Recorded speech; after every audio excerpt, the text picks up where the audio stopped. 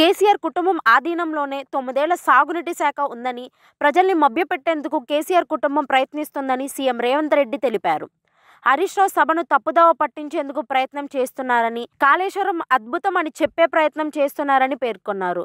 ప్రాజెక్టులకు ఎంత ఖర్చు చేశారు, ఎన్ని రుణాలు తీసుకున్నారు అనే విషయాలు బయటకు తీసుకొస్తామని తెలిపారు. కార్పొరేషన్ల అప్పులకు సంతకాలు పెట్టిందెవరని, మీరొచ్చాక శివుడి తలపై ఉన్న గంగను భూమిపైకి తీసుకుని వచ్చి కాళేశ్వరానికి నీళ్లు పంపించారా అని ముఖ్యమంత్రిని ప్రశ్నించారు. హరీష్ అబద్ధాలు చెప్పి ప్రజలను తప్పుదావ పట్టిస్తున్నారని పేర్కొన్నారు. సభను తప్పుదావ పట్టించే వాళ్లు ఆధారాలు లేకుండా చెప్తే చర్యలకు దిగండని అన్నారు.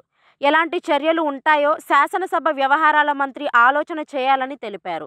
భగీరథ కాళేశ్వరం నీళ్లను అమ్ముకుంటామని చెప్పి అప్పు తెచ్చింది బీఆర్ఎస్ ప్రభుత్వమని మండిపడ్డారు. టీఎస్ఐసీ అప్పు ప్రభుత్వం కట్టలేదని ప్రశ్నించారు. శ్వేతపత్రం పేజీ నంబర్ 21 చదువుకోవాలన్నారు. కాళేశ్వరం కోసమే 80,000 కోట్లు రుణం తీసుకున్నారని పేర్కొన్నారు. కాళేశ్వరం అద్భుతమైన ప్రాజెక్ట్ అని హరీష్ అనడం సభను తప్పుదావ పట్టించే చర్యని తెలిపారు. హరీష్ రావు చెప్పేవన్నీ అబద్ధాలన్నారు. కాళేశ్వరంపై వచ్చే ఆదాయంతోనే అప్పులు చెల్లిస్తామని చూపించారని, ఇలా చెప్పే అప్పులు తీసుకువచ్చారని అన్నారు. మిషన్ భగీరథ తర్వాతనే నీళ్లు తాగామా అని ప్రశ్నించారు. మిషన్ భగీరథ ద్వారా కూడా డబ్బులు సంపాదిస్తామని, ఆదాయంతోనే అప్పులు చెల్లిస్తామని బ్యాంకులకు తప్పుడు నివేదికలు ఇచ్చినట్లు పేర్కొన్నారు. ఈ నేపథ్యంలో హరీష్ రావు మాట్లాడుతూ ప్రాజెక్టుల ప్రగతి భవన్పై దుష్ప్రచారం చేస్తున్నారని ఫైర్ అయ్యారు. ప్రగతి భవన్లో 150 బుల్లెట్ ప్రూఫ్ గదులు ఉన్నాయని, మరి ప్రగతి భవన్లో ఉంటున్న బట్టి విక్రమార్క ప్రగతి భవన్లో ఏమేమి ఉన్నాయో, ఎన్ని గదులు ఉన్నాయో తెలపాలని ప్రశ్నించారు. ప్రాజెక్టులపై సిట్టింగ్ జడ్జితో విచారణ జరపాలని డిమాండ్ చేస్తున్నానని అన్నారు.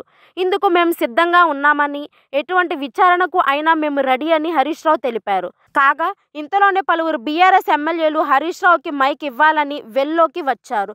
దీంతో అక్కడ గందరగోళ వాతావరణం నెలకొంది. ఇలా ముఖ్యమంత్రి గారు ప్రాజెక్టులు కట్టినా, ప్రగతి భవన్ కట్టినా ప్రజల కోసమే కట్టిన అధ్యక్ష. కానీ వీళ్ళు ఏం చేసిందంటే అధ్యక్ష, ప్రాజెక్టుల మీద దుష్ప్రచారం, చివరికి ప్రగతి భవన్ మీద కూడా దుష్ప్రచారం చేసినారు.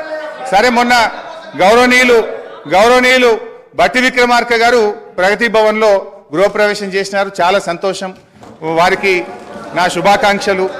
అయితే అధ్యక్ష, గతంలో ఇదే నాయకులు ఏమని చెప్పింది అధ్యక్ష, ప్రగతి భవన్లో 150 గదులున్నాయని, బుల్లెట్ ప్రూఫ్ బాత్రూమ్లు ఉన్నాయని, 250 సీట్లున్న సినిమా థియేటర్లు ఉన్నాయని, స్విమ్మింగ్ పూల్లు ఉన్నాయని చెప్పిండ్రు. మరి ఇప్పుడు బట్టి గారు చెప్పాలి, ఎన్ని రూములు ఉన్నాయో, స్విమ్మింగ్ పూల్లు ఉన్నాయా, ఏమున్నాయో ఇప్పుడు బట్టి గారు సమాధానం చెప్పాలి. అధ్యక్ష, మా నాయకుడు తన కోసం ఆలోచించలే. మొన్న ఆసుపత్రి నుంచి డిశ్చార్జ్ అయితే కనీసం ఆయన ఒక ఉండడానికి ఇల్లు కూడా కట్టుకోలే అధ్యక్ష. ఎమ్మెల్యేగా ఉన్నప్పుడు 500 గజాల స్థలంలో కట్టుకున్న ఇంటికి, అదే పడావుబడ్డ ఇంటికి సున్నం వేసుకొని తిరిగి ఆ ఇంటికే పోయి ఉన్నటువంటి ఇవాళ నిజాయితీ మా ప్రభుత్వాన్ని, మా కేసీఆర్ అధ్యక్ష. మిషన్ భగీరథ మీద కూడా ఈరోజు మేము ఇంటింటికి నల్లాలు ఇచ్చినాం. అసలు మీరు పుట్టినప్పుడు ఇటు ఉన్నోళ్ళని అందరిని అడుగుతున్నా, వారిని కూడా అడుగుతున్నా. 2014 కంటే ముందు మన మంచినీళ్ళు తాగలేదా అధ్యక్ష? మన గ్రామాలలో నల్లాలు లేవా?